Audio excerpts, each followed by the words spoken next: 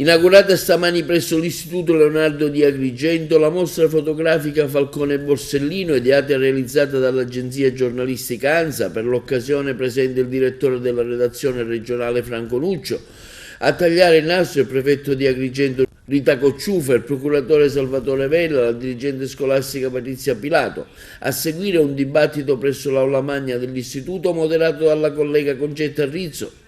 Presente anche il capo della DIA di Agrigento, dottor Roberto Cilona. Nel corso della manifestazione anche la produzione di un docufilm che ha fatto vedere i momenti più cruciali di quel periodo indimenticabile per la nostra terra, che ha visto cadere tanti magistrati valorosi nel compimento del loro dovere, tra questi appunto Falcone e Borsellino. La mostra potrà essere visitata fino al prossimo 18 dicembre dalle 9 alle 12 presso l'atrio dello stesso istituto agrigentino. Per noi ha un significato immenso, perché è una mostra che ci parla dell'eredità di Falcone e Borsellino, e per noi l'eredità di Falcone e Borsellino è l'eredità l'esempio di due uomini che si sono donati allo Stato, alla ricerca della giustizia, all'affermazione della legalità, e dei quali noi prendiamo doverosamente il testimone come cittadini e come donne e uomini di scuola, per la formazione delle nuove generazioni che improntano sull'educazione alla legalità il loro percorso formativo. Quando resterà la mostra qui?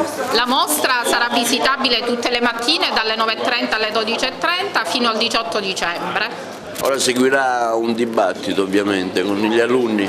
Sì, l'eredità di Falcone e di Borsellino sarà il tema di un incontro che vedrà la presenza di Sua Eccellenza il Prefetto, del procuratore dottore Vella, del dottore Cilona della DIA, e dei giornalisti, ma soprattutto dell'ANSA, che è l'agenzia giornalistica che di fatto ha organizzato la mostra e la sta portando in giro in tutta Italia.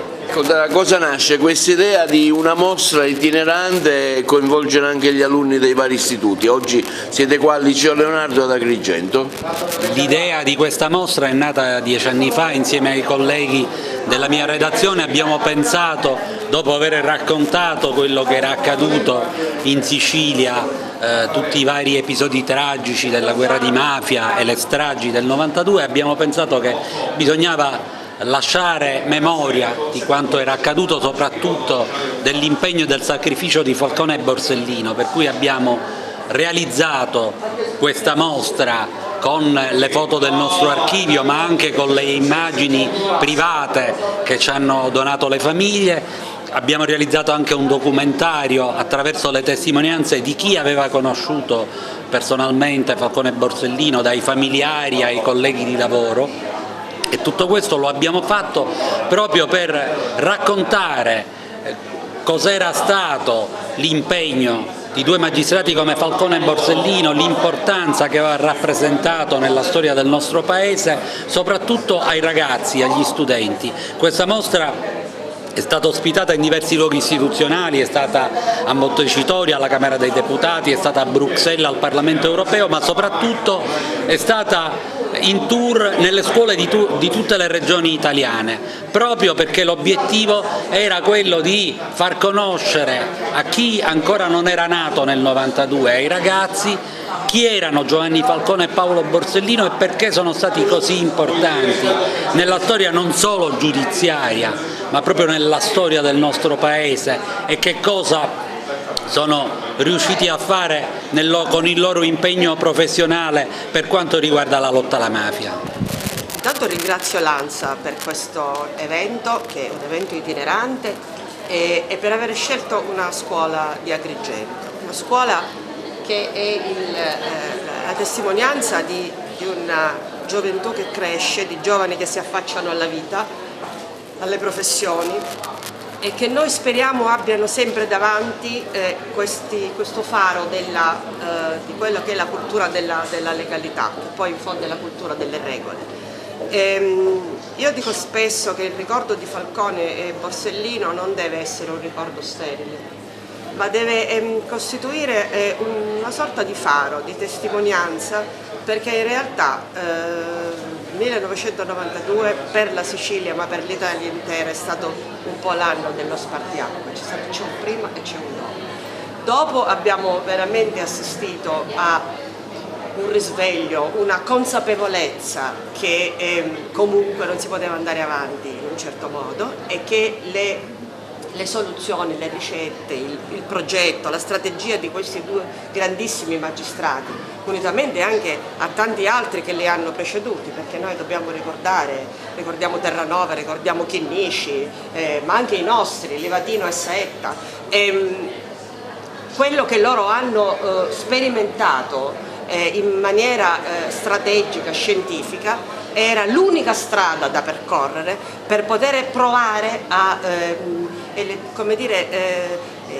emendare questa nostra terra da un cancro che purtroppo esisteva ed esiste ancora, stiamo attenti, da tanti anni. Quindi io credo che oggi sarà un bel momento anche di confronto con i ragazzi, un ulteriore seme che cerchiamo di gettare, ma sono sicura che poi i frutti piano piano arriveranno. È importante parlare di legalità, è sempre importante il ricordo. Quello che dobbiamo continuare a dire è che chi ha fatto questa attività meritoria per la Sicilia sono siciliani, nati in Sicilia, che hanno deciso di fare il loro lavoro e il loro dovere. Continuiamo a dire che non sono eroi, ma sono gente di questi territori che ha voluto bene a questo territorio e ha fatto del bene a questo territorio. Questo è l'esempio che dobbiamo continuare a raccontare anche ai nostri giovani e che dobbiamo raccontarci anche noi adulti. Non dobbiamo dimenticarci mai che il futuro non è soltanto nei nostri giovani, il futuro è nelle nostre mani. Dobbiamo essere noi adulti a lasciare un mondo migliore ai nostri ragazzi, non scaricare le nostre responsabilità